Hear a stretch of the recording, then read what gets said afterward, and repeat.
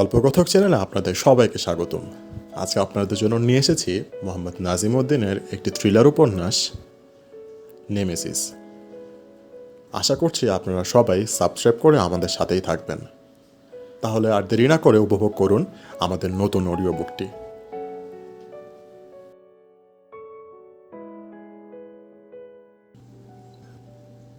ভিটেন over fire escape সিঁড়ির ল্যান্ডিংয়ের খুব কাছে দাঁড়িয়ে আছে জেফরি বেগ আর জমান। এভিনেস ভ্যানটা পার্কিং লটে যেখানে পার্ক করা আছে তার ডানে মাত্র 5 গজ দূরে সেটা অবস্থিত। সিঁড়িটা নিচের পার্কিং লটে এসে থেমেছে। বাইরে থেকে কেবলমাত্র মেঝেতে নেমে আসা 8টি ধাপ দেখা যায়। সিঁড়ির বাকি অংশ পেঁচিয়ে পেঁচিয়ে চলে গেছে 6 তলা পর্যন্ত। জামান কিছু বলতে যাবে, কিন্তু বেগ তাকে হাত তুলে থামিয়ে দিল। এইমাত্র ডাটা ব্যাংক থেকে তারা যে লোকের ফাইলটা পেয়েছে সেই লোকের মোবাইলে ফোন কল করলে 3 বার রিং হতেই লাইনটা কেটে দেওয়া হয়।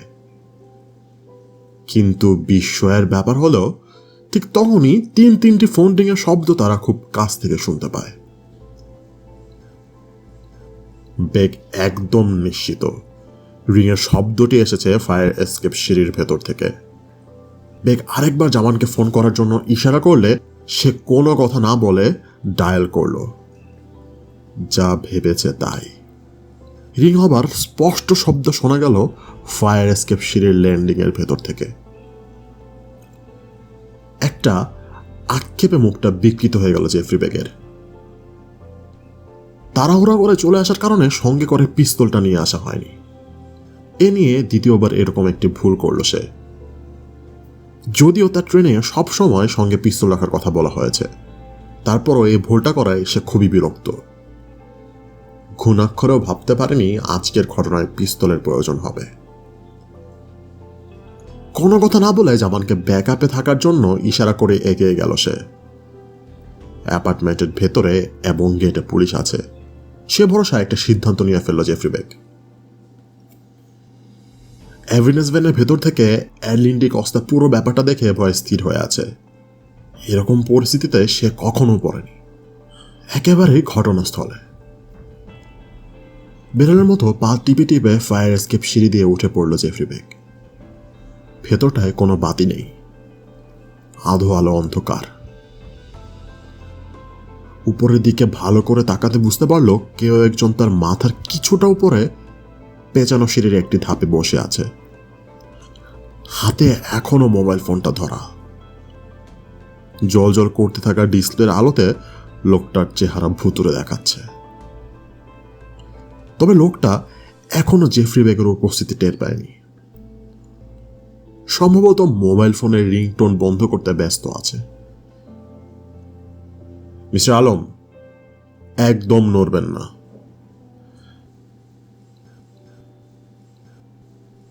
ঘটনা খুব দ্রুত পাল্টে গেছে। লেখক জায়েদ রহমান মারা গেছে নাকি খুন হয়েছেন সে রহস্যের সমাধান শুধু হয়নি, স্বয়ং হত্যাকারীকে গ্রেফতার করা হয়েছে ঘটনাস্থল থেকে। আর এসবই ঘটেছে বেশ দ্রুত গতিতে। ব্যাপারটা নবপ্রতিষ্ঠিত হোমিসাইড ডিপার্টমেন্টের জন্য গৌরবের একটি মুহূর্ত। প্রচুর টাকা খরচ করে শ্বেত হস্তি কেনার মতো বিলাসিতা যে করা হয়নি সেটা বুঝিয়ে দেবার সময় এসেছে। আইন শৃঙ্খলা তদারকি কাজে নিয়োজিত পার্লামেন্টের কমিটি কয়েকদিন আগেও এই ডিপার্টমেন্টের কাজের ব্যাপারে সন্দেহ প্রকাশ করেছিল। তারা নাকি যথেষ্ট কাজ করছে না। এর প্রতিষ্ঠাতা মহাপরিচালক ফারুক আহমেদ খবরটা শুনে বেশ ফুর্তির মেজাজে আছে। নিজের ডেস্কে বসে পেপার ওয়েটটা নিয়ে নাড়াচাড়া করে যাচ্ছে মনের আনন্দে। মাত্র 10 মিনিট আগে ঘটনাস্থল থেকে টেলিফোন করে তাকে জানানো হয়েছে খবরটা। টিভি চ্যানেল আর পত্রিকাগুলো এরকম একটা খবর কিভাবে লুফে নেবে সেটা ভেবে বেশ মজা পাচ্ছে সে। আজকে কমপক্ষে 4টা টিভি চ্যানেলে তার ইন্টারভিউ তো যাবেই। সে না চাইলেও এটা হবে। অবশ্য 2-1টা পত্রিকাও তার ইন্টারভিউ নিতে চাইবে। তবে ফারুক আহমেদ সেটা অধীনস্থদের উপর ছেড়ে দেবার কথা ভাবছে। নিজের সেলফোনটা বেজে উঠলে পেপার ওয়েটটা রেখে কলার আইডির দিকে চোখ যেতে নড়ে চড়ে উঠল মহাপরিচালক। Home minister! অবাক হয়ে আপন মনে বলল ফারুক সাহেব। সঙ্গে সঙ্গে রিসিভ করলো কলটা। আসসালামু আলাইকুম স্যার। নিজের চেয়ারে সোজা হয়ে বসে বলল সে। ধন্যবাদ স্যার। জি স্যার, গ্রেপ্তার করা হয়েছে। না না না, ভদ্রমহিলাকে এখনো গ্রেপ্তার করা হয়নি। আমি অবশ্যই এখনই বলতে যাচ্ছিলাম সেটা। জি হ্যাঁ, তা তো নিশ্চয়ই স্যার, নিশ্চিত থাকতে পারেন। জি জি জি, এখনো জানানো হয়নি। ঠিক আছে স্যার। স্যার আসসালামু আলাইকুম স্যার। জি। কলটা শেষ হতেই তার খুশির ভাব আরও বেড়ে গেল। স্বয়ং হোম মিনিস্টার তাকে ফোন করে ধন্যবাদ জানিয়েছেন। বোঝাই যাচ্ছে হোম মিনিস্টার সাহেব নিজেও এ ঘটনা জানতে পেরে খুশি। খবরটা পাওয়া মাত্র নিজের এপিএসকে হোম মিনিস্টারের দপ্তরে ফোন করে জানাতে বলেছিল ফারুক আহমেদ। এরকম একজন সেলিব্রিটির মৃত্যু নিয়ে সন্দেহ দেখা দিলে প্রশাসনের সবাই তৎপর হয়ে ওঠে। বিশেষ করে হোম মিনিস্টার সে সকাল থেকে এ বিষয়ে খবর নিয়ে যাচ্ছেন, কারণ লেখক জায়েদ রহমানের দেশের বাড়ি তার নিজের জেলায়। স্থানীয় রাজনীতির ব্যাপার আছে এখানে। কিন্তু ফারুক আহমেদ অবাক হচ্ছে লেখকের যুবতী স্ত্রীকে গ্রেপ্তার করার নির্দেশ দেয়। স্বয়ং হোম মিনিস্টার মহিলাকে গ্রেপ্তার করতে বলছেন। মন্ত্রী নিজে না বললেও কিছুক্ষণ পর ফারুক আহমেদই নিজে এটা বলতো তার টিমকে। তার সে বড় কথা, মহিলা এবং তার প্রেমিক প্রবর্তীকে গ্রেপ্তার করে জিজ্ঞাসাবাদ করার জন্য খুব তাগদা দিলেন মন্ত্রী মহোদয়। মিডিয়াকেও জানাতে বলে দিয়েছেন তিনি। ব্যাপারটা নিয়ে একটু খটকার সৃষ্টি হলেও ফারুক আহমেদ খুব একটা আমলে নিল না। একটা নাম্বার ডায়াল করার জন্য ব্যস্ত হয়ে পড়ল সে। তার সবচেয়ে প্রিয় মানুষের একজনকে ফোন করবে এখন। ভিটানোভার ফায়ার এসকেপ সিঁড়ি থেকে আলম শফিক নামের এক উঠতি নাট্য নির্মাতাকে গ্রেপ্তার করার পরপরই লেখক জায়েদ রহমানের সদ্য বিধবা স্ত্রী বর্ষাকে গ্রেপ্তার করা হয়েছে। আলম শফিকের আসল নাম ছিল শফিকুল আলম, কিন্তু অন্য অনেকের মতো মিডিয়াতে নিজের নাম উল্টে পাল্টে আলম শফিক করে নিয়েছেন। যদি এ কাজটা না করত তাহলে হয়তো এত দ্রুত ধরা পড়ত না। কারণটা খুব সহজ। ইংরেজি বর্ণের প্রথম অক্ষর এ দিয়ে তার নাম শুরু হওয়াতে ডাটা ব্যাংক থেকে খুব দ্রুত তথ্য বের হয়ে গেছে। আলম শফিকের গ্রেফতারের কথাটা অবশ্য মিস্টার রহমান জানেন না, তাকে আসলে জানানো হয়নি। জেফরি বেক ইচ্ছে করে সেটা করেছে। মহিলা মাথা নিচু করে দু হাতে মুখ ঠেকে বসে আছে হোমিসাইড ডিপার্টমেন্টের ইন্টারোগেশন সেলে। ভিটানোভা থেকে তাকে সরাসরি এখানে নিয়ে আসা হয়েছে। ইন্টারোগেশন সেলটি 25x22 ফিটের জানালাবিহীন বিশাল একটি ঘর। একটা মাত্র দরজা, সলিড লোহার। ঘরের দেয়াল আতঙ্কজনক রকমেরই দবদবে সাদা টাইলসের। পশ্চিম দিকের দেয়ালে বিশাল একটা দ্বিমুখী আয়না রয়েছে। ঘরের ভেতরে থাকা লোকজনের কাছে এটা নিছক আয়না, তবে আয়নার ওপাশে থাকা ছোট্ট একটি কক্ষে যারা বসে থাকে তাদের কাছে এটি স্বচ্ছ কাচ ছাড়া আর কিছুই নয়। ইন্টারোগেশন সেলের ভেতর কি ঘটছে না ঘটছে সবই দেখতে পায় তারা। এখান থেকে প্রত্যক্ষদর্শীরা সন্দেহভাজনদেরকে চিহ্নিত করে থাকে, তবে সাধারণত জেরা করার কাজে বিশেষ পারদর্শী লোকজন এখান থেকে সন্দেহভাজনকে অবজার্ভ করে। বিশাল ঘরের মাঝখানে একটা আয়তক্ষেত্রের কাঠের টেবিল আর 4-5টা চেয়ার রয়েছে। টেবিলের উপর উজ্জ্বল পাওয়ারের একটা বাতি আর বিশেষ একটা চেয়ারের সামনে মাইক্রোফোন ছাড়া ঘরে তেমন কিছু নেই। সন্দেহভাজনকে যে চেয়ারে বসানো হয় সেটা আসলে পলিগ্রাফ টেস্টের চেয়ার। এই বিশেষ চেয়ারের সাথে লাগো কতগুলো কেবল আর সেন্সর সন্দেহভাজনের শরীরের বিভিন্ন নার্ভ পয়েন্টে লাগিয়ে দিলে সত্য মিথ্যার কারসাজি ধরা পড়তে শুরু করে। মহিলা বলে ঘরে একজন মহিলা পুলিশ রাখা হয়েছে।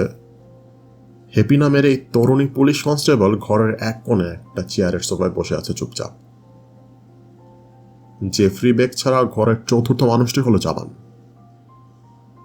তারা দুজন বসে আছে মহিলার ঠিক বিপরীতে। টেবিলের উপর কিছুই নেই।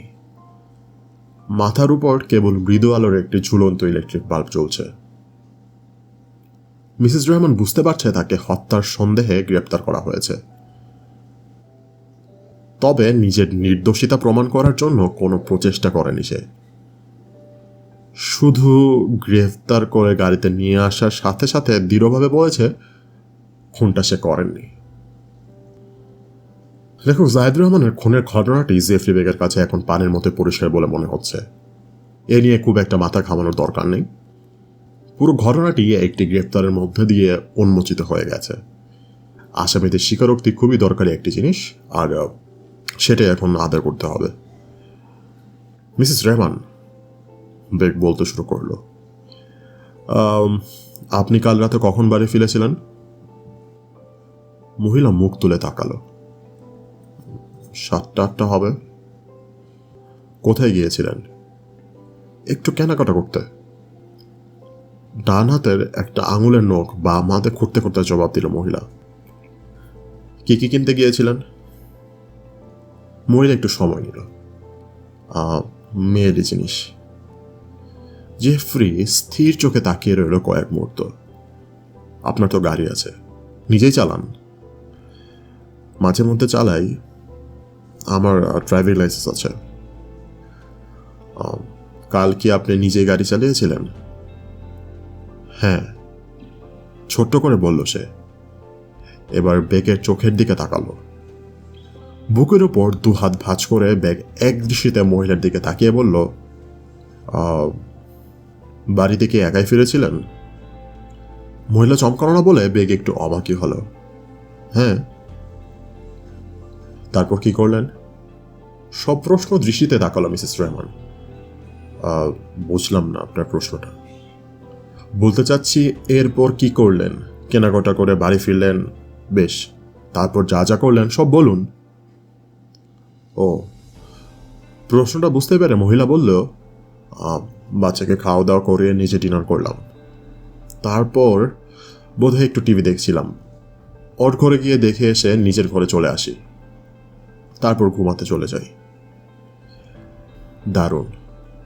বেগ একটু ভাবল। আপনার অ্যাপার্টমেন্টে বেশ কয়েকবার পুলিশ গিয়েছিল, আপনি কি সেটা টের পেয়েছিলেন? ভোর রাতে ইন্টারকমে পুলিশ কল করলে আমার ঘুম ভেঙে যায়। তারপর তো হ্যাঁ, কিন্তু তার আগেও আরেকবার পুলিশ গিয়েছিল। আমি তখন ঘুমিয়েছিলাম। অবশ্যই, অত রাতে তো ঘুমিয়ে থাকারই কথা। কথাটা বলেই বেগ তার সহকর্মী জামানের দিকে তাকালো। জামান এতক্ষণ ধরে কিছু না বললেও নিজের অভিব্যক্তি লুকাতে পারছে না। তোমাকে আরো অনেক শিখতে হবে, বেগ ভাবল। তারপর মহিলার দিকে ফিরে বলল, আপনি নিজের অ্যাপার্টমেন্টে ফিরে আসার পর কেউ কি আপনার ফ্ল্যাটে এসেছিল? মহিলা অনেকটা নির্বিকার ভাবে বলল, না। আপনি নিশ্চিত? হ্যাঁ। আবারও মহিলার দৃঢ়তায় মুগ্ধ হলো বেগ। তার মানে দাঁড়ালো, মিস্টার জায়েদকে যেই খুন করে থাকুক, সে তার ফ্ল্যাটেই ছিল সারা রাত। এই প্রথম মহিলা একটু ভড়কে গেল বলে মনে হলো বেগের কাছে। তবে কথাটার কোনো প্রতিবাদ করল না মহিলা। আপনি কি কাউকে সন্দেহ করেন মিসেস রেহমান? বেগের এই প্রশ্নে মহিলা বিস্মিত হলো। সেটাও লুকাতে পারল না।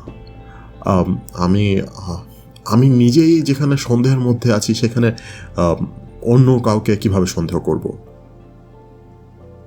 একটা কাষ্ঠ হাসি দেখা গেল মহিলার ঠোঁটে, যেন তার সাথে নির্মম রসিকতা করা হচ্ছে। কেন, আপনার বাড়িতে যারা থাকে তাদের মধ্যে কি কেউ এ কাজ করতে পারে না? আমরা তো সবাইকেই সন্দেহ করছি। সেটা আপনারা করতেই পারেন, তবে আমি কাউকে সন্দেহ করতে পারছি না।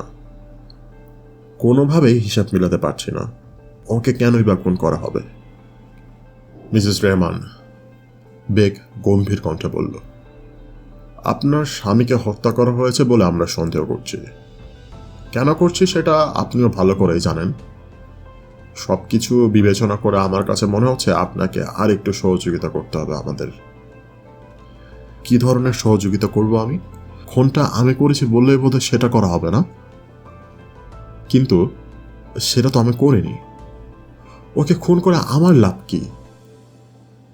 একটা কথাই শুধু বলতে পারি, ও যদি খুন হয়ে থাকে সেটা আমার কাছেও দুর্বোধ্য। আমি এসবের কিছুই জানি না। মিসেস রেহমান, বেগে ঠোঁটে মুচকি হাসি। আমি বুঝতে পারছি না, খুনটা যদি আপনি নাই করে থাকেন তাহলে এতক্ষণ ধরে আমাদের কাছে মিথ্যা বলে যাচ্ছেন কেন? মহিলা নিজের চেয়ারে সোজা হয়ে বসল। তার চোখে মুখে প্রচন্ড ক্রোধ। এক দৃষ্টিতে চেয়ে রইল বেগের দিকে। বেগও মহিলার দিকে নিষ্পলক চেয়ে রইল। কয়েক সেকেন্ড ধরে পালাক্রমে তাদের দুজনের দিকে তাকালো জামান। বিশাল এক নাটকীয় মুহূর্তের জন্য উন্মুখ হয়ে আছে সে। বেগ পরিস্থিতি শান্ত করার উদ্যোগ নিল। দুহাত তুলে মহিলাকে প্রশমিত করার ইশারা করে বলল, আপনি উত্তেজিত হবেন না। আপনাকে এখনো আমরা খুন হিসেবে সন্দেহ করছি না। তাহলে আমাকে এখানে নিয়ে এসেছেন কেন? কথার মাঝখানে বাধা দিয়ে মিসেস রেহমানকে বলল বেগ, আমার কথাটা শেষ করতে দিন। একটু সময় নিয়ে আবার বলতে শুরু করলো জেফরি বেগ, আপনি হয়তো জানেন না, এরই মধ্যে আমরা একজন সম্ভাব্য খুনিকে ধরে ফেলেছি। মহিলা শুধু বিস্ফোরিত চোখে চেয়ে রইল। তারপর নিজেকে সামনে নিয়ে অনেকটা অনিচ্ছায় প্রশ্ন করল, কে সে? আপনি তাকে চেনেন? মহিলার মধ্যে অস্থিরতা দেখা যাচ্ছে স্পষ্ট। আমাদের দৃঢ় বিশ্বাস খুনটা সেই করেছে, তবে এখনো তদন্তের প্রাথমিক অবস্থায় আছি আমরা। আর একটু খতিয়ে দেখতে হবে। আপনার কথা যদি সত্যি হয় তাহলে আমাকে কেন নিয়ে এসেছেন এখানে? আমার স্বামী খুন হয়েছে, তার লাশ পড়ে আছে পোস্টমর্টম টেবিলে এখনো। আমার আমার আমার মানসিক অবস্থাটা বুঝতে পারছেন তো আপনারা নাকি? সবই বুঝতে পারছি, কিন্তু বুঝতে পারছি না আপনি কেন আমাদের কাছে মিথ্যা বলছেন। মহিলা নিজের সামনে রাখতে পারল না, চিৎকার করে বলল, আমি মিথ্যা কথা বলছি? আমি আমি আমি আমি কোনো কোনো মিথ্যা কথা বলিনি। আপনি আমার কাজের লোকদেরকে জিজ্ঞাসা করে দেখতে পারেন। মিসেস রেহমান, আমি আপনাকে সত্যি বলার জন্য চাপাচাপি করব না, কিন্তু মনে রাখবেন, মিথ্যা বলে আপনি ফেসে যাবেন। আমি আমি আবারও বলছি, আমি আপনাকে যা বলেছি তার মধ্যে কোনো মিথ্যা নেই। আপনি যদি মিথ্যা না বলে থাকেন তাহলে আমরা যাকে অ্যারেস্ট করেছি সে মিথ্যা বলছে। কার কার কথা বলছে না? আমি কিছুই বুঝতে পারছি না এসব। মহিলাকে এখন অসহায়ের মতো লাগছে। তার মধ্যে আগের সেই দৃঢ় ভাবটা আর নেই। যার সাথে কাল রাতটা কাটিয়েছেন আপনি। কথাটা বলেই জেফরি বেগ উঠে দাঁড়ালো। স্যার স্যার বিশ্বাস করুন স্যার, আমি খুন করি নাই স্যার, আমি কিছুই জানি না। ধরা পড়ার পর সব অপরাধে যেমনটি বলে লেখক জায়েদ রহমানের অ্যাপার্টমেন্টের ফায়ার এসকেপ সিঁড়ি থেকে গ্রেপ্তার হওয়া আলম শফিকও বারবার সে কথাই বলে গেছে। সবার আগে তাকে নিয়ে আসা হয়েছিল হোমিসাইড ডিপার্টমেন্টের হেডকোয়ার্টারে অবস্থিত অত্যাধুনিক ইন্টারোগেশন সেলে। লেখকের তরুণী স্ত্রী বর্ষাকে গ্রেপ্তার করা হলেও তাকে অন্য একটা রুমে রাখা হয়। জেফরি বেক অবশ্য সিদ্ধান্ত নিয়েছিল তাকে পরে জিজ্ঞাসা করবে। মহিলা অবশ্য জানত না আলম শফিকও গ্রেফতার হয়েছে।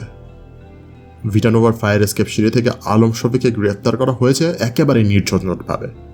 কোনো রকম হইহুল্লা হয়নি। অ্যাপার্টমেন্টের কেউ বুঝতে পারেনি বিল্ডিং থেকে একজন সম্ভাব্য খুনিকে ধরা হয়েছে। জেফরি বেক সম্পূর্ণ খালি হাতে আলম শফিককে গ্রেফতার করতে পেরেছে কারণ এই যুবক নিজে থেকে অনেকটা আত্মসমর্পণের ভঙ্গিতে ধরা দিয়েছে। দৌড়ে পালানোর কোনো চেষ্টাই করেনি সে। বেক জানে এটা অস্বাভাবিক নয়। অনেক সময় খুনি খুন করার পর নার্ভাস ব্রেকডাউনে ভুগে থাকে, কোনো রকম প্রতিরোধ ছাড়াই আত্মসমর্পণ করে। সনাতন পদ্ধতিতে সন্দেহভাজন অপরাধীকে শারীরিক নির্যাতন করে জিজ্ঞাসাবাদ করা হয়। জেফরি বেক অবশ্য সেসব করে না। এফবিআইয়ের আদলে গড়ে ওঠা এই ডিপার্টমেন্টে অত্যাধুনিক পলিগ্রাফ মেশিন রয়েছে, যা দিয়ে সন্দেহভাজনের কথা সত্য নাকি মিথ্যা সেটা জানা যায়। অবশ্য এই পলিওগ্রাফের ফলাফল আদালতের কাছে গ্রহণযোগ্য নয়, তবে তদন্তের কাছে এটা বেশ সাহায্য করে। জেফরি বেক এই যন্ত্রটিকে খুব ভালোবাসে। অমানসিক নির্যাতন করার বদলে এটা অনেক সভ্য আর মানবিক। তার মানে এই নয় যে হোমিসাইড ডিপার্টমেন্টে কোন রকম নির্যাতন করা হয় না। এখনো আগের মতো বেশি নির্মম পদ্ধতি প্রয়োগ করে জিজ্ঞাসাবাদ করার ব্যবস্থা আছে এখানে। অনেক সময় জেনেভা কনভেনশনে নিষিদ্ধ ঘোষিত ড্রাগ প্রয়োগেও সন্দেহভাজনদের কাছ থেকে তথ্য আদায় করা হয়।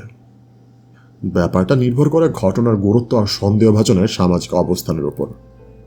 লেখক জায়েদ রহমানের হত্যাকাণ্ডের ঘটনায় সেরকম কিছু ব্যবহার করার দরকার পড়বে না বলেই মনে করে জেফরি বেক।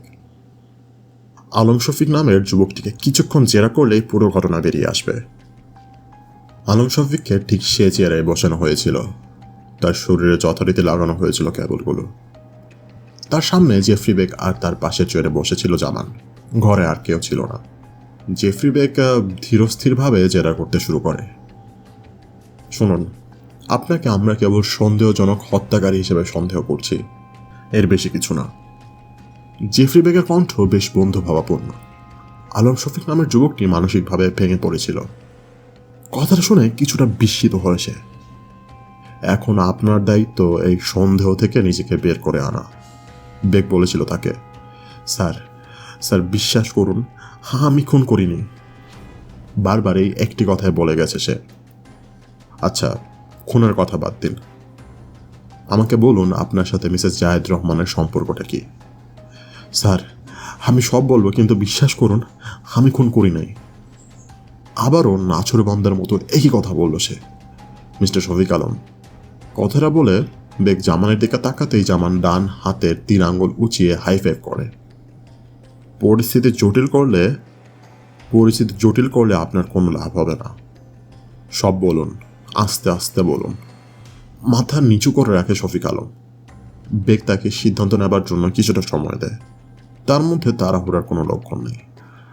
সব খুলে না বললে সবাই আপনাকে হত্যার জন্য অভিযুক্ত করবে, আর এজন্য কাউকে দোষ দিতে পারবেন না আপনি।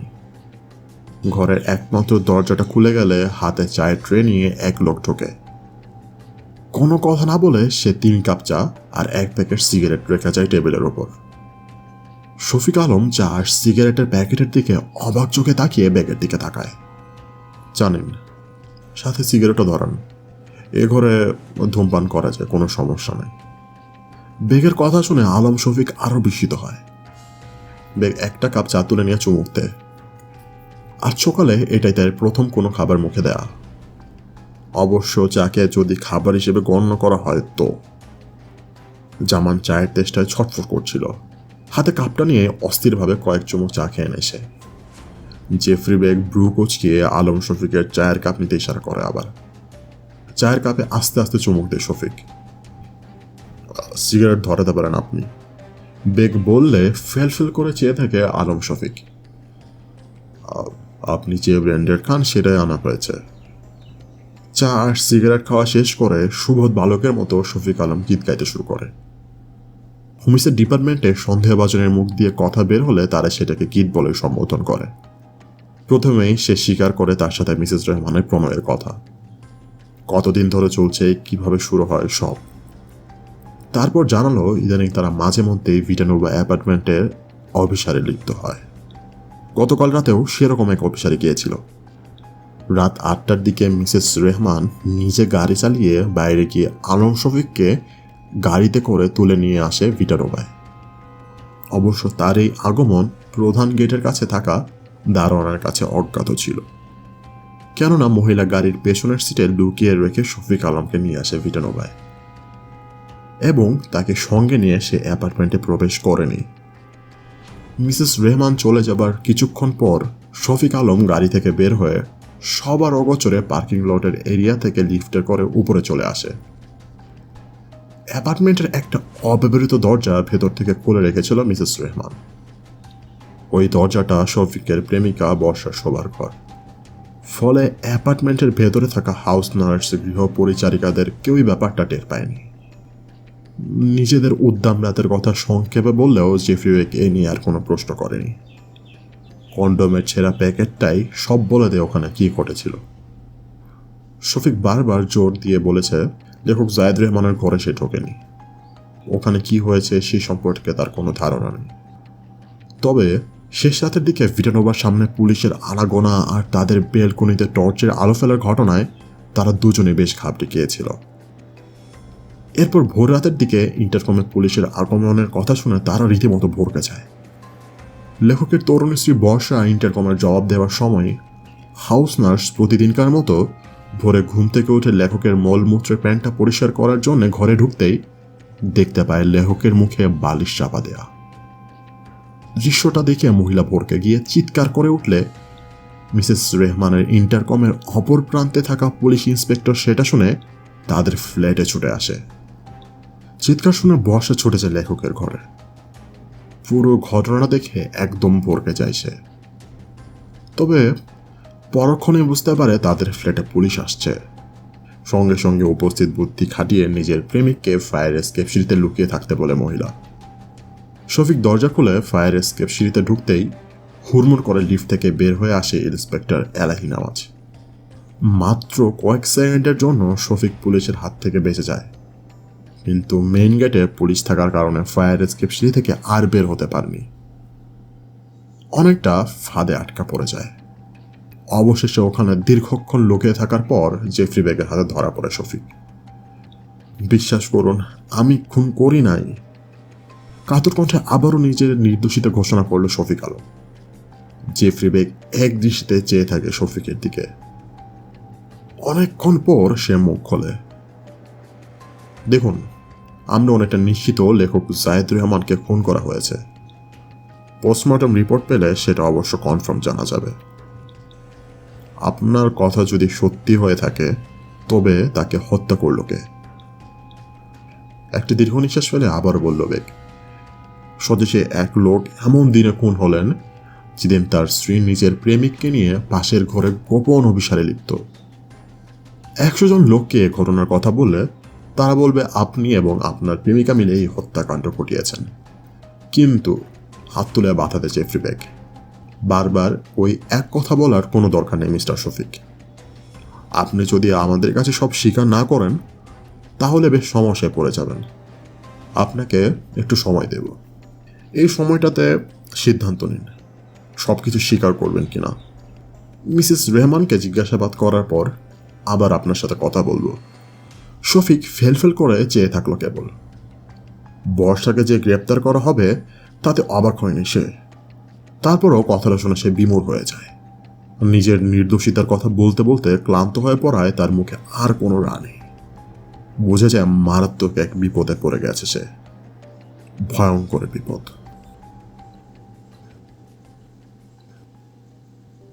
খুব সকালে ঘুম থেকে ওঠার অভ্যেস নেই আবেদ আলীর। তারপরও আজ অনেক সকালে উঠে পড়েছে। প্রথম কারণ ঘুম ভেঙে গেছে, তবে ইচ্ছে করলে আবার ঘুম দিতে পারত, সেটা আর করেনি। ইচ্ছে করেই করেনি। 55 বছর বয়সে নতুন এক নেশায় আসক্ত হয়ে পড়েছে সে। এত তীব্র নেশা এই জীবনে কখনোই আসক্ত হয়নি। 25 বছর ধরে প্রকাশনা ব্যবসা নিয়ে আছে, বেশ নামও করেছে। দেশের অন্যতম বড় প্রকাশনী সংস্থা অবয়বের স্বত্বাধিকারী। 3 বছর ধরে বিপত্তিক। এক ছেলে। আজ 3 বছর ধরেই অস্ট্রেলিয়া সেটেলড। মায়ের মৃত্যুর পরপরই সে সেখানে চলে যায়। প্রথমবার দেশে এসে ঈদ করে গেছে, তারপর থেকে আর আসেনি। ওখানেই এক বাঙালি মহিলাকে বিয়ে করেছে। লেখক সাহিত্যিকদের সঙ্গে ওঠা বসা করে আবেদ আলীর সময় কেটে যায় এখন। ব্যবসায় আর আগের মতো সময় দেয় না। পুরনো ব্যবসা, কর্মচারীরাই সব করে থাকে। তাছাড়া ইদানিং তার ব্যবসা খুব একটা ভালো যাচ্ছে না। দিনে 2-1 ঘন্টার জন্য গেলেও চলে, না গেলেও ক্ষতি নেই। ফোনে কাজ ছেড়ে নেয়। অখণ্ড অবসর। এই অবসর ঘোচাতে এক জুনিয়র লেখক বন্ধুর প্ররোচনায় ফেসবুক নামের আজব জিনিসের গাঁটটায় পড়েছে সে। সেই সুবাদে ইন্টারনেটে ঘাটাঘাটি। এখন তো সেটা রীতিমতো আসক্তির পর্যায়ে চলে গেছে। সারাটা দিন এখন কেটে যায় কম্পিউটারের সামনে বসে থেকে। আজ থেকে প্রায় 8 মাস আগে ফেসবুকে মিলি নামের আমেরিকা প্রবাসী এক মাঝবয়সী মহিলার সাথে পরিচয় হয় তার। সে পরিচয় এখন অনেক গভীরে চলে গেছে। অবশ্য ব্যাপারটা কেউ জানে না। জানার মতো খুব বেশি লোক তার কাছে থাকেও না। কাজের লোক ছাড়া এখন একেবারে একা বাস করে সে। ইদানিং সকালে ঘুম থেকে উঠেই ফেসবুকে যাওয়াটা তার অভ্যাস হয়ে গেছে। মিলি থাকে আমেরিকার সিয়াটল শহরে। স্বামী আছে, কিন্তু সম্পর্ক তেমন একটা ভালো না। এক মেয়ে ছিল, বিয়ে হয়ে গেছে, থাকে কানাডায়। ভালো একটা চাকরি করে মিলি, খুবই স্বাধীনচেতা, নিয়মিত বই পড়ে। সেই সুবাদে লেখকদের সাথে তার অনেক জানাশোনা। আবেদ আলীর সেই লেখক বন্ধুর সুবাদেই মিলি প্রথম তাকে ফেসবুক থেকে ইনভাইটেশন পাঠায়। সেই থেকে তাদের পরিচয়। মিলির কাছ থেকে গরম কিছু পাবার আশায় বিছানা ছেড়ে সোজা পিসির সামনে গিয়ে বসলো আবেদ আলী। কম্পিউটারটা চালু অবস্থাতেই ছিল। গতকাল রাত 2টো পর্যন্ত চেক করেছে তারা। মিলি বলেছিল আজ সকালে ঘুম থেকে উঠেই গরম একটা চিঠি পাঠাবে সে। সেই চিঠি পাবার উত্তেজনায় বাকি রাতটা ঠিকমতো ঘুমও হয়নি আবেদ আলীর। ফেসবুকে চ্যাট করা ছাড়াও মিলি তার জন্য প্রতিদিন ইয়াহু মেইলে বাংলা চিঠি লেখে। ইন্টারনেটে কিভাবে বাংলা চিঠি লিখতে হয় সেটা মিলির কাছ থেকে সে নিজেও শিখে নিয়েছে। প্রতিদিন একটা করে গরম চিঠি লেখে মিলি তার জন্য। সে চিঠির ভাষায় এমনই যে কাউকে সেটা বলা যায় না। তার যে বয়স, তাতে করে এসব শুনলে লোকজন ভাববে সবই বিকৃত মানসিকতার লক্ষণ। এরকম একটি গরম চিঠির আশা ইয়াহু মেলটা ওপেন করে দেখল। সঙ্গে সঙ্গে চেয়ারে সোজা হয়ে বসল সে। যথারীতি মিলি তাকে একটা গরম মেল পাঠিয়েছে, কিন্তু সেটা দেখে নয়, তার বিস্ময়ে অন্য একটা মেল দেখে। মিলির মেলটার ঠিক নিচে আরেকটা মেল দেখে রীতিমতো ভিমড়ে খেল সে। চোখ দুটো কষলে নিয়ে ভালো করে দেখলো আবার। না, ঠিকই আছে। শুধু মেলেই নয়, সাথে বিশাল সাইজের একটা অ্যাটাচমেন্ট ফাইলও রয়েছে। দারুণ অবাক হলো আবেদ আলী। এমন এক লোকের কাছ থেকে মেলটা এসেছে যা সে কখনো চিন্তাও করেনি। মেলটা পাঠানো হয়েছে গতকাল রাতে, নির্দিষ্ট করে বলতে গেলে রাত 2:30টার পরপরই। এটাও একটা অস্বাভাবিক ঘটনা। ভূতের কাছ থেকে মেল পেলেও এতটা অবাক হতো না সে। মিলির মেইলের কথা ভুলে গত রাতে পাঠানো সে মেলটা খুলল প্রকাশক সাহেব। এক ধরনের উত্তেজনা টের পাচ্ছে ভেতরে। মেইলটা যে লোক পাঠিয়েছে তার নাম দেখে যতটা অবাক আর বিস্ময় হয়েছিল, তার চেয়ে বেশি অবাক হয়েছিল মেইলটা পড়ে। প্রতিটি শব্দ তার কাছে স্বপ্নের মতো মনে হচ্ছে। না, স্বপ্ন নয়, বানোয়াট। কেউ কি তার সাথে রসিকতা করছে? এরকম একটা আশঙ্কাও তার মনে উকি দিল কয়েক মুহূর্তের জন্যে। তবে সেটা বাতিল করে দিল সেন্টারের মেইল অ্যাকাউন্ট দেখে। বেঈমানটা কোন মতলবে এটা করেছে কে জানে। এক ধরনের কাঁপুনি টের পেল নিজের ভেতরে। মেইলের কথাগুলো তার কাছে অবিশ্বাস্য মনে হচ্ছে। আর আর হয়তো তোমার সাথে দেখা হবে না, মানে কি? কিন্তু অ্যাটাচমেন্ট ফাইলটা যখন ডাউনলোড করে ওপেন করলো, চেয়ার থেকে উঠে দুহাত ঘষতে লাগলো আর মনে। কি করবে কিছু বুঝে উঠতে পারছে না। এইসব কি হচ্ছে? আপনি যদি সকালে উঠে দেখেন কেউ আপনার ঘরে কোটি টাকা রেখে গেছে, তাহলে বিস্মিত না হলে তো আপনাকে ডাক্তারই দেখাতে হবে। বুঝতে হবে আপনি স্বাভাবিক নন। কিন্তু আবেদ আলী বেশ স্বাভাবিক একজন লোক, আর সেই জন্যই বিস্ময়ে হতবাক হয়ে গেল সে। সেই সাথে লটারি পাওয়া কোনো ব্যক্তির মতো আনন্দে অস্থির আর চঞ্চল হয়ে উঠল। ডিপার্টমেন্টের ইন্টারোগেশন সেলে জমজমাট নাটক চলছে। ডিপার্টমেন্টের প্রায় সবাই নিজের কাজ ফেলে সেই নাটক দেখার জন্য উসকুস করলেও 5 জন ব্যক্তি ছাড়া কারো পক্ষে সেই নাটক সচক্ষে দেখা সম্ভব হচ্ছে না। মেইন ইন্টারোগেশন রুমে আছে ইনভেস্টিগেটর জেফরি বেক আর ইন্সপেক্টর জামান। তবে একমুখী আয়নার ওপাশে ছোট্ট কক্ষে আরও 3 জন ব্যক্তি রয়েছে। পলিওগ্রাফ টেস্ট অপারেটর মুরাদ, অবজারভার হিসেবে সিনিয়র ইনভেস্টিগেটর রমেশ লস্কর আর ডিপার্টমেন্ট প্রধান ফারুক আহমেদ। ফারুক সাহেব অবশ্য কৌতূহল বশতে এসেছে। লেখক জায়েদ রহমানের হত্যাকাণ্ড নিয়ে সে খুব আগ্রহী। ট্যাবলয়েড পত্রিকা ছাপা হতে যাওয়া রসালো খবরটা আগে ভাগে দেখে নেওয়ার দুর্লভ সুযোগ হাতছাড়া করতে চাচ্ছে না। তার এই উপস্থিতির কারণে ডিপার্টমেন্টের বাকিরা নিজেকে সংযত করে রাখতে বাধ্য হয়েছে, নইলে এই ছোট্ট কক্ষে সবাই হুমড়ি খেয়ে পড়ত। এইমাত্র দিয়ে যাওয়া গরম গরম গায়ে চুমুক দিল ফারুক সাহেব। তবে তার চোখ সামনের বিশাল আকারের আয়নাটার দিকে নিবদ্ধ, যেন সিনেমা হলে বসে কোনো ছবির টান টান উত্তেজনার দৃশ্য দেখছে। জেফরি বেক ঘড়ির দিকে তাকালো। 10টা বাজে। সকালের নাস্তা যে খাওয়া হয়নি সেটা ভুলে গিয়েছিল। এখন পর্যন্ত 2 গ্লাস পানি আর 1 কাপ চা তার পেটে পড়েছে। তার সামনে বসে আছে মিসেস রহমান আর তার প্রেমিক শফিক আলম। দুজনে মাথা নিচু করে রেখেছে, তবে 2 হাতে মুখ ঢেকে রেখেছে ভদ্রমহিলা। জেফরির পাশে বসে আছে জামান। নিজের বসের উপস্থিতিতে খুব একটা কথা বলে না সে। মাত্র 20 মিনিট আগে মিসেস রহমানের সামনে আলম শফিককে হাজির করা হয়েছে। তারা দুজনেই নিজেদের আসন্ন ভবিষ্যতের কথা ভেবে একেবারে বিমর্ষ হয়ে পড়েছে এখন। কেউ কাউকে না চেনার ভান করেনি, সবকিছু মেনে নিয়েছে, শুধু একটা বিষয় বাদে। জায়েদ রহমানকে তারা কেউ খুন করেনি। জেফরির কাছে এটা অবশ্য নতুন কিছু নয়। খুনিরা এত সহজে খুনের কথা স্বীকার করে না। ব্যতিক্রম যে নেই তাও নয়, তবে এটাই হলো সাধারণ চিত্র। মিসেস রহমানকে প্রশ্ন করার আগে ঘরের বিশাল আয়নাটার দিকে আর চোখে তাকালো বেগ। সে জানে ও পাশে বসে আছে তার বস ফারুক সাহেব। তাহলে আপনাদের এই সম্পর্কটা অনেকদিন থেকে চলছে? ভিটানো ভাই লুকিয়ে লুকিয়ে অভিসারের কথা ইঙ্গিত করলো জেফরি। তারা দুজনে কিছু বলল না। আপনাদের পরিচয় কতদিনের? শফিকই জবাব দিল, 2 বছর। জাহেদ সাহেব কতদিন ধরে শয্যাশায়ী ছিলেন? আলম শফিক তার পাশে বসার দিকে তাকালেও মহিলা মাথা নিচু করেই জবাব দিলেন, 8 মাস ধরে। আপনাদের এই সম্পর্কের কথা আর কে জানে? মানে আপনাদের দুজনের ঘনিষ্ঠ লোকজনের কথা বলছি। মহিলা মাথা নাড়ল। কেউ না। জেফরি অবাক হয়ে বলল। শফিকের দিকে তাকালো সেও মাথা নাড়ে একই জবাব দিল। ভালো। মিসেস রহমান, আপনার কি মনে হয় যখন ঘুমিয়ে পড়েছিলেন তখন শফিক সাহেব জায়েদ রহমানের ঘরে গিয়ে থাকতে পারে? তার ঘরটা তো আপনার ঘরের ঠিক পাশেই। এমনও তো হতে পারে আপনি যখন ঘুমিয়ে পড়লেন তখন। আলম শফিকের চোখে মুখে ঘাবড়ে যাবার স্পষ্ট লক্ষণ দেখা যাচ্ছে। মিসেস রহমান এমনভাবে মুখ তুলে তাকালেন যেন কথাটা তার মাথায় না এলেও এখন এটাকে একটা সম্ভাবনা হিসেবে দেখছে। Good, very good. আয়নার ওপাশে বসে থাকা ফারুক সাহেব তার পাশে বসে থাকা দুজন অধনস্থ কর্মচারীর দিকে তাকিয়ে হাসি মুখে বলল, ডিভাইড অ্যান্ড কোটেশনটা ভুলে গেল, আর বলতে পারল না। বুঝতে পারলো অন্য একটা বিখ্যাত কোটেশনের সাথে গুলিয়ে ফেলেছে। মিসেস রহমান, তারা দিল জেফরি বেক। মহিলা সন্দেহের দৃষ্টিতে তাকালো আলম শফিকের দিকে।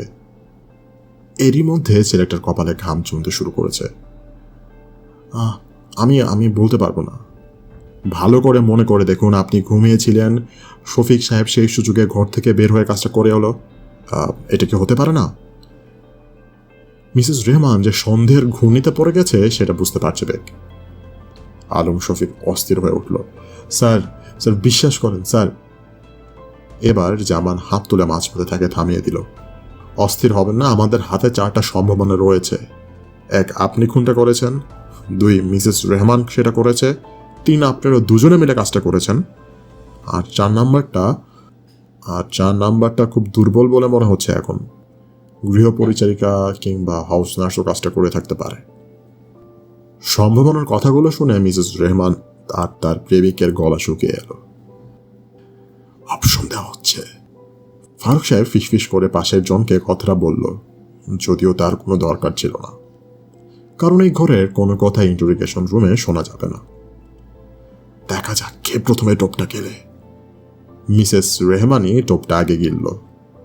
নিজের প্রেমিকের দিকে তাকিয়ে বলল, তুমি তো মাঝরাতে ঘুম থেকে উঠে সিগারেট খাওয়ার জন্য বেলকনিতে গিয়েছিলে, তাই না? হ্যাঁ হ্যাঁ, কিন্তু অসহায়ের মতো বলল আলম শফিক। কিন্তু শুধু বেলকনিতে গেছি, ঘরের বাইরে তো যাইনি। বিশ্বাস করো আমাকে, প্লিজ বিশ্বাস করো। ঠিক এই সময়ে জেফরি বেক তাদের মধ্যে ঢুকে পড়ল। এই ঘটনা কখন ঘটেছিল মিসেস রহমান? একটু ভেবে মহিলা বলল, সেটা বলতে পারবো না, তবে দ্বিতীয়বার যখন পুলিশ এলো তখন। আপনি কিন্তু বলেছিলেন শেষবার পুলিশের আগমন ছাড়া বাকি 2বারের ঘটনা আপনি টেরে পাননি, ঘুমিয়েছিলেন, রাইট? জেফরি স্থির চোখে বলল কথাটা। ফেলফেল করে চেয়ে রইল মহিলা। আপনি অনেক মিথ্যা কথা বলেছেন মিসেস রহমান। এই ইন্টারোগেশন রুমে মিথ্যা বললে আপনার কোনোই লাভ হবে না, বরং অনেক ক্ষতি হয়ে যাবে। এটা আপনি ঠিক করছেন না। আয়নার ওপাশে বসে থাকা পলিগ্রাফ টেস্ট অপারেটর মুরাদ জানে জেফরি বেক কথাটা ঠিক বলেনি। তার সামনে থাকা ফলাফল একেবারেই অন্যরকম। মিস্টার জেএফবিআই, এই কেসটা আপনাকে ভোগাবে। মনে বলে বলল, পলিগ্রাফ টেস্টের মুরাদ। আপনি ঘুম থেকে উঠে বেলকনিতে গিয়েছিলেন কেন? জেফরি প্রশ্ন করল শফিক আলমকে। সিগারেট খেতে। অত রাতে ঘুম থেকে উঠে সিগারেট খাওয়ার জন্য বেলকনিতে গেলেন? না, মানে ঘরের মধ্যে সিগারেট খাওয়াটা বর্ষা পছন্দ করে না। শফিক কথাটা বলে বর্ষার দিকে তাকালো। তাই না বর্ষা? মহিলা মাথা নিচু করে রাখলো, কোনো জবাব দিল না। পালাক্রমে তাদের দুজনের দিকে তাকিয়ে জেফরি বেগ বলল, আপনার সাথে আর কে কে ছিল? হকচুকে গেল শফিক। আমার সাথে মানে কি বলছেন স্যার? আপনি যখন সিগারেট খাওয়ার জন্য বেলকনিতে গেলেন ঠিক তখন নিচের রাস্তার ফুটপাতে আরেকজন যুবক ছিল। ছেলেটা গভীর মনোযোগ দিয়ে এই অ্যাপার্টমেন্টের দিকে তাকিয়েছিল বলে আমাদের কাছে খবর আছে। মিসেস রেহমান অবিশ্বাসে তাকালো তার প্রেমিকের দিকে। বিশ্বাস করুন স্যার, আমার সাথে কেউ ছিল না, কেউ না, বিশ্বাস করেন। কাঁদো কাঁদো গলায় বলল আলম শফিক। সে ছেলেটা কে? মিসেস রেহমান জানতে ছিল বেগের কাছে। তার চোখে মুখে তীব্র অবিশ্বাস। সেটা আলম শফিক সাহেবই ভালো বলতে পারবেন, তবে মনে হচ্ছে উনি খুব সহজে সেটা বলবেন না। কি আর করা, আমাদের কাছে সব স্বীকার না করলে আপনাদেরকে পুলিশ রিমান্ডে দেওয়া হবে। আমি নিশ্চয়তা দিয়ে বলতে পারি তারা আপনাদের সাথে এরকম ভদ্র ব্যবহার করবে না।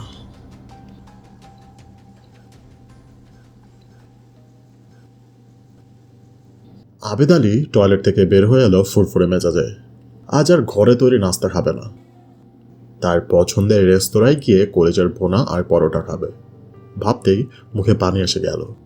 খাদ্যরসিক হিসেবে তার খ্যাতি আছে। নাস্তা করার আগে 1 কাপ চা খেয়ে নেবে, এটা তার প্রতিদিনকার অভ্যাস। খালি পেটে চা না খেলে ভালো লাগে না। নাস্তার পরও অবশ্য আরেক দফা চা হবে। সকালের পত্রিকাটা ড্রয়িং রুমে টেবিলের ওপর রাখা আছে।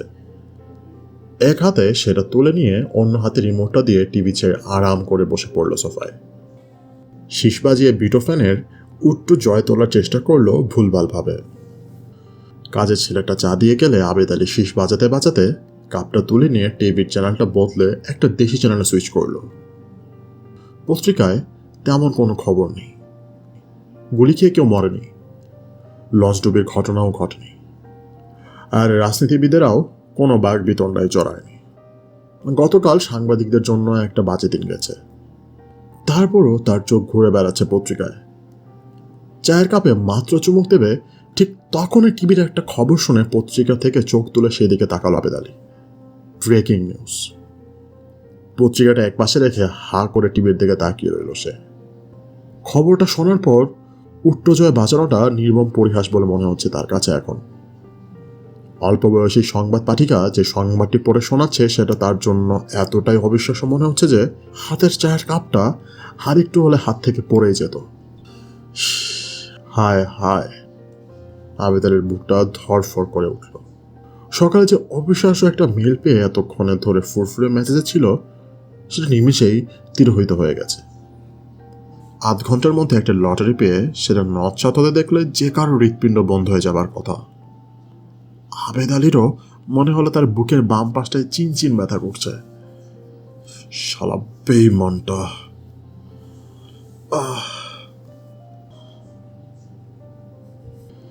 সারা দেশে একটা সংবাদ সুনামির মতো ছড়িয়ে পড়েছে। জনপ্রিয় লেখক জায়েদ রহমান খুন হয়েছেন। এই সংবাদটি প্রথম দিতে পেরেছে চ্যানেল 16 নামের নতুন একটি টিভি স্টেশন। তবে কিভাবে তারা এরকম একটি এক্সক্লুসিভ নিউজ সবার আগে জানতে পারলো সেটা রহস্যই বটে।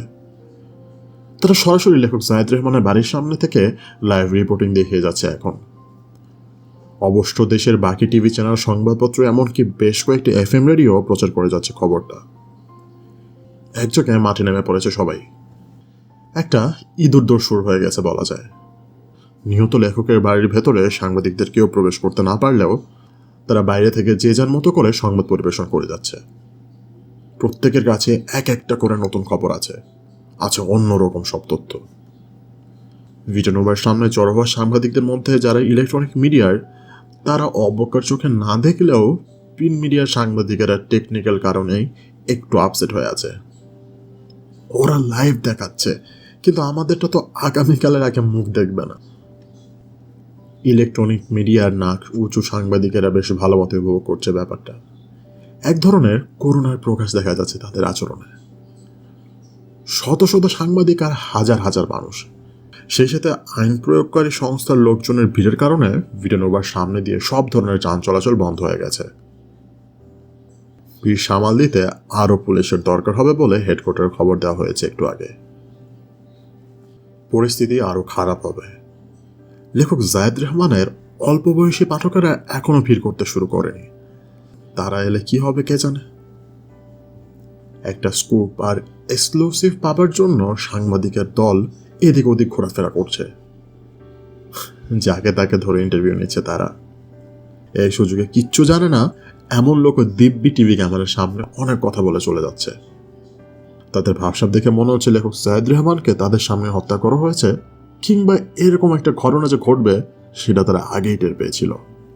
এই ভবনের 6 তলায় ওই কর্নার ফ্ল্যাটে লেখক জায়েদ রহমানকে নির্মমভাবে হত্যা করা হয়েছে।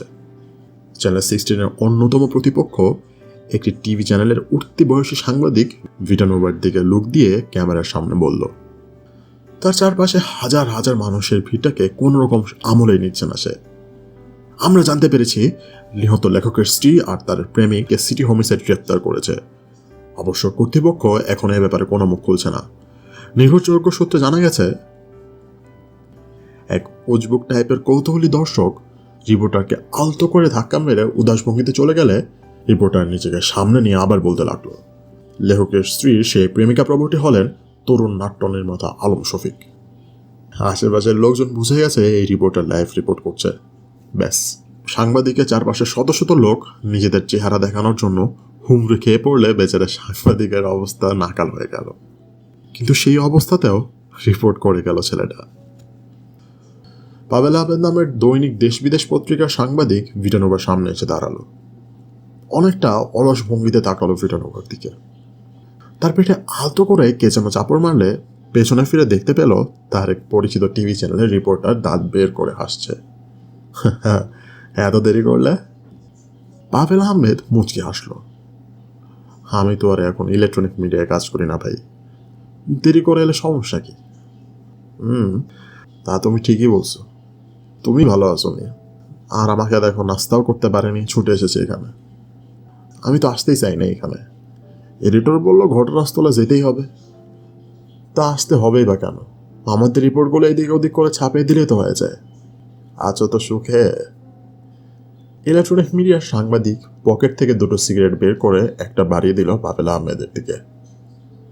সিগারেটটা হাতে নিয়ে পাভেল আহমেদ ভিটানোভার দিকে তাকিয়ে বলল, এক্সক্লুসিভ কিছু পাইলা? না, মিসেস রেহমান আর তার প্রেমিক শফিক আলম গ্রেফতার হয়েছে। আপাতত এটাই এক্সক্লুসিভ। পাভেল আহমেদ ব্রুকুচকে তাকালো সাংবাদিকটার দিকে। এটা তো আমি বাসায় বসে টিভি থেকেই শুনলাম, এর সব বেশি কিছু জানতে পারোনি?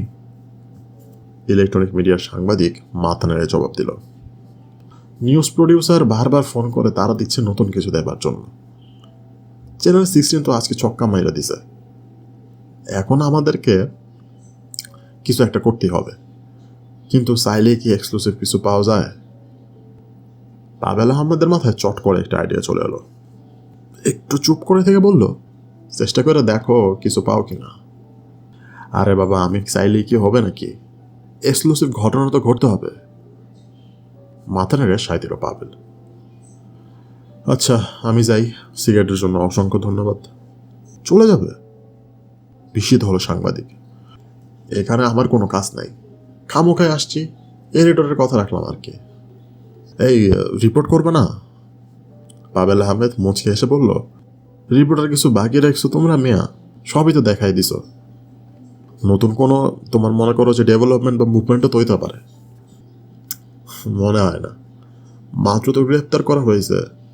তাছাড়া মনে করো আসামিরা কোনো জবানবন্দি দিলেও আমরা সেটা তো 1-2 দিন আগে জানতে পারবো না। তা তুমি ঠিকই বলছো। অনেকটা হুট করে পাভেল আহমেদ তাকে বলল, শোনো, তোমার জন্য একটা এক্সক্লুসিভ আইটেম আছে।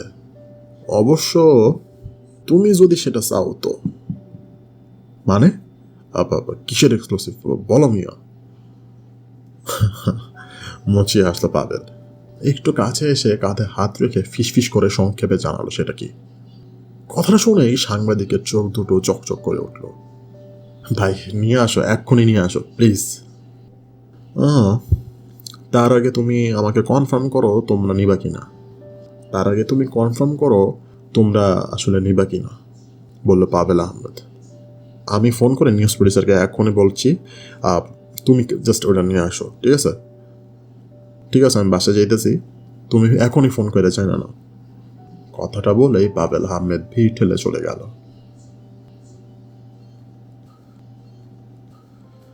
জেফরি বেগের টপটা ঠিক মতোই গেলেছে মিসেস রেহমান। মহিলার সন্দেহের চোখে দেখতে শুরু করেছে তার প্রেমিককে। জেফরিকে একটা গুরুত্বপূর্ণ তথ্য দিয়েছে সে। প্রথমবার ইন্টারকোর্সের পর তারা দুজনে ঘুমিয়ে পড়লে মাঝরাতে মিসেস রেহমানের ঘুম ভেঙে যায়। সে দেখতে পায় বিছানায় আলম শফিক নেই। পরে বেলকনি থেকে বেরিয়ে আসে আলম শফিক। মহিলা নিশ্চিত করে বলতে পারেনি ঠিক কখন শফিক বিছানা ছেড়ে উঠে গিয়েছিল। ওদিকে আলম শফিক বিরক্তকর ভাবেই নিজের নির্দোষিতার কথা বলে যাচ্ছে। ব্যাপারটা বেগের কাছে এখন অসহ্য লাগছে। সিগারেটের তেষ্টা পেলে সে নাকি বেলকনিতে গিয়ে সিগারেট ধরিয়েছে। আর তখনই অ্যাপার্টমেন্টের সামনে পুলিশের গাড়ি থামতে দেখে ভয়ে ঘরের ভেতর চলে যায়। 1.5 ঘন্টার জেরায় অনেক তথ্য দিলেও হত্যার কথা তারা কেউই স্বীকার করেনি। কিন্তু পরিস্থিতি এমনই যে এ দুজন ছাড়া এই হত্যাকাণ্ডটি যে অন্য কেউ ঘটায়নি সেটা মোটামুটি নিশ্চিত।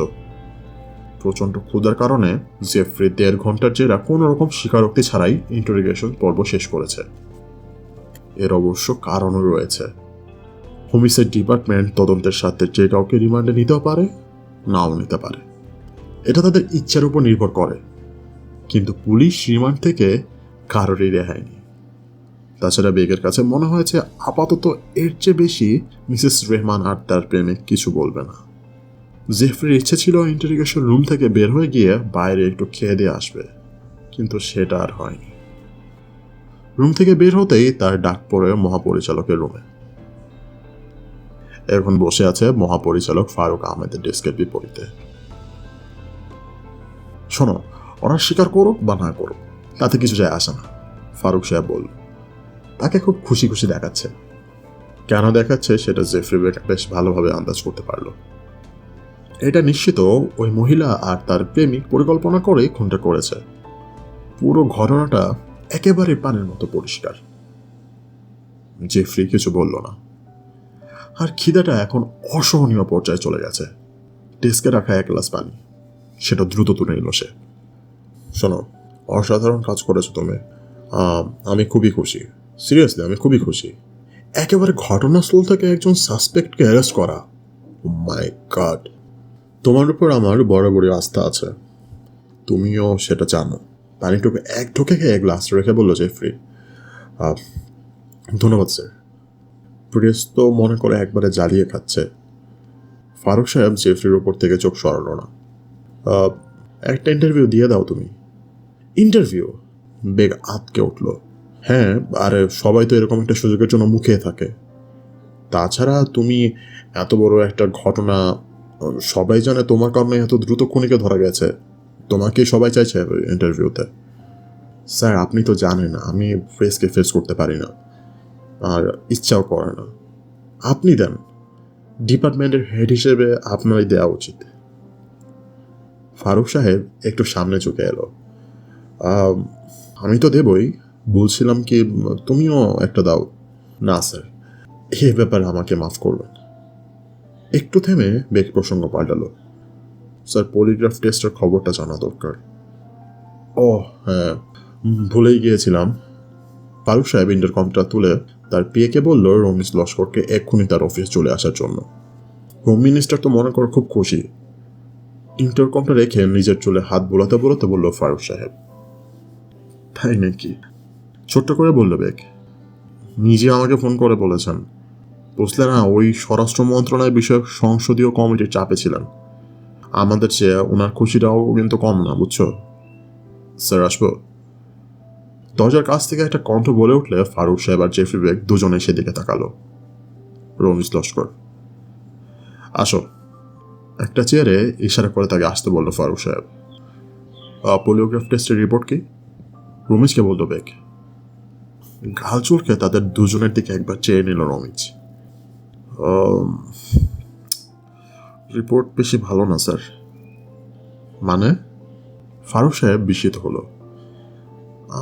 সাসপেক্টরা খুব কমই মিথ্যা কথা বলেছে। মহিলা প্রথম দিকে মিথ্যা বললেও শফিক সাহেবের মুখোমুখি হবার পর তেমন কোনো মিথ্যা বলেনি। সবচাইতে আশ্চর্যের বিষয় হলো শফিক সাহেব কোনো মিথ্যাই বলেননি আসলে। কি? ফারুক সাহেব আবারও অবাক হলো। তবে বেগ কিছু বলল না। আমিও খুব অবাক হয়েছি স্যার, রমেশ লস্কর বলল। মেশিনটা তো ঠিকমতো কাজ করছে তো নাকি? সন্দেহ করল মহাপরিচালক। জি স্যার, একদম ঠিক আছে। মিথ্যা বলেনি? এই প্রথম বেগ জানতে চাইল। তাকে একটু চিন্তিত দেখাচ্ছে। মাথা নেড়ে সায় দিয়ে বলল রমেশ লস্কর। ভাইটাল প্রশ্নগুলোতে মিথ্যা বলেনি তারা। পলিগ্রাফি টেস্ট অবশ্য আদালতের কাছে গ্রহণযোগ্য নয়। এটা কেবল আমাদের ইন্টারোগেশন টুলগুলোর একটি। এটা নিয়ে চিন্তা করার তেমন কিছু নাই। পুলিশ রিমান্ডে ওরা সব স্বীকার করবে। ফারুক সাহেব আশ্বস্ত করে বলল। তা ঠিক বলছেন স্যার, সমর্থন করল রমেশ লস্কর। স্যার স্যার আদালতে গ্রহণযোগ্য না হলেও পলিগ্রাফ টেস্ট কিন্তু খুবই নির্ভরযোগ্য। অত্যন্ত আমরা তাই দেখে এসেছি। এখন পর্যন্ত এটা ভুল প্রমাণিত হয়নি। বেগ বলল। ব্যতিক্রম তো হতেই পারে, পারে না? ভুলে যাবে না, পলিগ্রাফ টেস্ট 100% ফুল প্রুফ নয়। আর এই জন্যই এখনো পৃথিবীর কোথাও আদালতের কাছে এটা স্বীকৃত হয়নি। বেগের চেহারা দেখে মনে হলো না সে এই ব্যাখ্যায় সন্তুষ্ট হতে পেরেছে। তবে এটাও ঠিক, কথাটা মিথ্যা নয়। খুব বিরল প্রকৃতির মানুষ পলিওগ্রাফ টেস্টকে ধোঁকা দিতে পারে। যারা এটা নির্মাণ করেছে তারাই এরকম কথা স্বীকার করে। কিন্তু জেফরি বেগ কোনোভাবে মেনে নিতে পারছে না ওই মিসেস রহমান আর তার প্রেমিক সেরকম বিরল কোনো ব্যক্তি। একই দিনে দুজন বিরল ব্যক্তি, অসম্ভব। হোমিসাইড ডিপার্টমেন্টের ক্যান্টিনটা 6 তলার ভবনের একেবারে উপরে অবস্থিত। বিশাল ভবনের ছাদের 1/3 জায়গা জুড়ে এই ক্যান্টিনটা জেফরি বেগের একটা অন্যতম প্রিয় জায়গা। সবসময় এক কোণের টেবিলে বসে চা নাস্তা খেলেও আজকে আর তার সম্ভব হলো না। ক্যান্টিনে ঢোকার পরপরই ডিপার্টমেন্টে সবাই তাকে জেগে ধরল। আজকের সাফল্যে কংগ্রেচুলেশন জানালো তাকে। এমনকি যেসব সহকর্মী তাকে ঈর্ষা করে আড়ালে আবডালে উল্টাপাল্লা কথা বলে, তারা মুখে কৃত্রিম হাসি রেটে জেফরিকে সাধুবাদ জানাতে বাধ্য হলো। সবার কৌতূহল যতটা সম্ভব মিটিয়ে অবশেষে ক্যান্টিনের এক কোণে তার পছন্দের টেবিলে বসতে পারল জেফরি। পেটে খিদে থাকলেও মাথায় তার অন্য চিন্তা ঘুরপাক খাচ্ছে। তাই বিয়ারাকে খাবারের অর্ডার দিতে ভুলে গেল সে। ইন্টারোগেশন রুম থেকে বের হয়ে ফারুক সাহেবের রুমে যাবার আগে সহকর্মী জামানকে বিটনবাই পাঠিয়েছে সে। লেখক জায়েদুর রহমানের ঘরের অনেক কিছু জব্দ করতে হবে। লেখকের ব্যক্তিগত ডায়েরি যদি থাকে, মোবাইল ফোন, ল্যাপটপ, ব্যক্তিগত জিনিসপত্র। সবাই খুশি হলেও জেফরি বেগের মনে একটা খটকা লেগে আছে। সে এখনো পুরোপুরি সন্তুষ্ট হতে পারেনি। পুরো ব্যাপারটা ভালো করে খতিয়ে দেখতে হবে। সত্যি বলতে কি, এই কেসটা নিয়ে খুব বেশি মাথা না ঘামালেও দ্রুত সাফল্য পেয়ে গেছে। তবে এখন তার কাছে মনে হচ্ছে কেসটা নিয়ে আরো বেশি সিরিয়াস হওয়া দরকার ছিল। জগিং থেকে ক্রাইম সিনে চলে আসতে মানসিকভাবে প্রস্তুত ছিল না। যতটা সহজ বলে মনে করেছিল, কেসটা বোধ হয় ততটা সহজ নয়। আবার এটাও ঠিক, পলিগ্রাফ টেস্টের ফলাফল থেকে এখনো কোনো সিদ্ধান্তে আসা ঠিক হবে না। ব্যাপারটা নিয়ে ভাবার জন্য তার হাতে এখনো যথেষ্ট সময় আছে। হঠাৎ তার ভাবনায় ছেদ পড়ল এডলিন ডি কস্তার আগমনে। আলম শফিককে গ্রেফতার করার একটু আগে থেকেই এডলিনের সাথে তার আর কথা হয়নি। এই মেয়ে যখনই ক্যান্টিনে আসে, পুরুষ সহকর্মীদের ঘাড় বেঁকে যায়। এজন্য অবশ্য কাউকে দোষ দেয় না বেঁকে। মেয়েটা দেখতে আসলে খুবই আকর্ষণীয়। জেফরি একটু নড়ে চড়ে বসলো, কারণ এডলিন তার কাছে আসছে। কংগ্রেচুলেশন স্যার, মিষ্টি করে হেসে বলল সে। থ্যাঙ্কস। জেফরি এরপর কি বলবে বুঝতে পারল না। মেয়েটা দাঁড়িয়ে আছে, হঠাৎ করে তার কাছে মনে হলো তাকে বসতে বলা উচিত। আপনি বসুন। থ্যাঙ্কস। একটা চেয়ার টেনে বসে পড়ল এডলিন। অস্বস্তিতে পড়ে গেল বেগ। দুজন অবিবাহিত নারী পুরুষ একসাথে বসবে আর ডিপার্টমেন্টে নিয়ে কোনো মুখরোচক গল্প হবে না, তা তো হতে পারে না। ইতিমধ্যে আশেপাশে টেবিলের ফিসফাস শুরু হয়ে গেছে।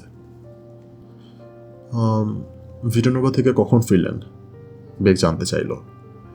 ঘন্টাখানেক আগেই। এলিমিনেশন প্রসেস এখনো শুরু করিনি, সেটার কি দরকার আছে? বলল এডলিন। একটু ভেবে নিল বেগ। না, আমরা যাকে গ্রেফতার করছি সে স্বীকার করেছে রাতে অ্যাপার্টমেন্টেই ছিল। আমি সেজন্য প্রসেস করিনি এখনো। এডলিন একটু থামল। স্যার, একটা জোরালো কণ্ঠের কারণে জেফরির অন্য মনস্ক ভাবটা কেটে গেল। সাবের কামাল তার টেবিলের দিকে আসছে হাসি মুখে। কাছে এসে জেফরির হাতটা ধরে বলল সে, আপনি তো দারুণ কাজ করছেন, একবারে তাক লাগিয়ে দিছেন। নিচে দেখে এলাম 4-5 জন টিভি রিপোর্টার ঘুরঘুর করছে, আমার কাছে আপনার কথা জানতে চাইল। ওদের কাছে আপনি তো এখন হট কেক। এক নিঃশ্বাসে কথাগুলো বলে এডলিনের দিকে তাকালো সাবের কামাল। বেগ থেকে বসার জন্য ইশারা করার আগেই সে চেয়ার টেনে বসে পড়ল। আরে এডলিন, আপনি বাসায় গেছিলেন নাকি? বাসায়? না, কেন? এডলিন অনেকটা বিরক্ত হয়ে বলল, না মানে, এই জামাটা পরে কি আজ অফিসে আসছিলেন নাকি? হ্যাঁ। এডলিন কাটা কাটা ভয়ে বলল কথাটা। আমি ভাবছি বাড়ি গিয়ে হয়তো জামাটা আমার পাল্টে আসছেন। এডলিন বেগের দিকে ফিরল। স্যার, আমি উঠি। সাবের কামালকে কিছু না বলে ক্যান্টিন থেকে চলে গেল মেয়েটা। সাবের কামাল নারী সহকর্মীদের কাছে একটি বিরক্ত করছিস। সবাই তাকে এড়িয়ে চলে। জেফ্রি নিজেও তার আচরণে সন্তুষ্ট না। তবে খুব বেশি দূর যায় না সে। একটু খোঁচা মারবে তো একটু সুযোগ বুঝে বেমাক্কা কথা বলে বিব্রত করে দেবে, এর বেশি কিছু নয়। তা কি খবর? বলল জেফ্রি। খবর ভালো স্যার। চেয়ারটা সামনে টেনে আনলো কামাল, যেন জরুরি একটা কথা বলবে। সিগারেটের ফিল্টার থেকে যে সালিভাটা পাওয়া গেছে, এখন মিস্টার শফিকের নমুনা কালেক্ট করে ম্যাচিং করে দেখতে হবে। তবে আমি নিশ্চিত পজিটিভই হবে। মাথা নেড়ে সায় দিল বেগ। সেও জানে এটা পজিটিভ হবে। আলম শফিক স্বীকার করেছে মিসেস রেহমানের ঘরে সিগারেট খাওয়ার কথা। তারপরেও সন্দেহভাজনরা যখন হত্যার কথা স্বীকার করছে না, সেক্ষেত্রে আদালতে শক্ত প্রমাণ হিসেবে তাদেরকে কিছু কাজ করতে হবে। ডিএনএ টেস্ট এই কেসে বেশ বড় ভূমিকা রাখবে বলে আশা করছে জেফরি। জাহিদ রহমানের ঘরে কি কিছু পেয়েছ? জানতে চাইল বেগ। না স্যার, একদম ক্লিন। ফিঙ্গারপ্রিন্টিংও ওখানে কিছু পায়নি। বেগ কিছু বলতে যাবে তার আগে জামান এসে হাজির। তার ভাবসাব দেখে মনে হচ্ছে কিছু একটা ঘটেছে। হন্তদন্ত হয়ে জেফরি টেবিলের সামনে এসে দাঁড়ালো। স্যার, কি হয়েছে? বলল জেফরি। জায়েদ রহমানের ল্যাপটপে চেক করে একটা জিনিস পেয়েছি, আমার মনে হয় আপনার এটা এক্ষুনি দেখা উচিত। জেফরি বেগ খবরটা শুনে উৎফুল্ল হতে পারল না। খিদের চোটে তার হাত পা রীতিমতো কাঁপছে। টেবিলে রাখা এক গ্লাস পানি খেয়ে দ্রুত উঠে দাঁড়ালো সে। ল্যাপটপটা কোথায় আছে এখন? স্যার, আপনার অফিসে। ফার্স্ট চলো চলো চলো। সাবের কামালকে রেখে জেফরি আর জামান তাড়াহুড়ো করে ক্যান্টিন থেকে বের হয়ে গেল।